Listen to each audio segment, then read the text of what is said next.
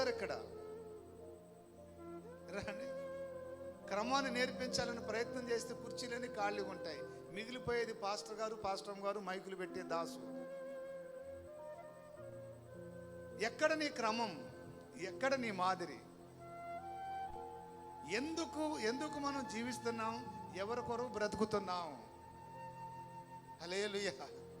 చూసారండి, నేను రాత్రి వేళ ఒక మాదిరి గల విశ్వాసి దేవుణ్ణి ధ్యానం చేసుకుంటారట. పడకల మీద లేక పడక మీదకి ఎక్కక ముందే ఒక క్రమశిక్షణ కలిగిన విశ్వాసి పడకల మీదకి ఎక్కక ముందే దేవుని ధ్యానం చేసుకుంటారండి. ఆత్మ దేవుణ్ణి ఆశించింది.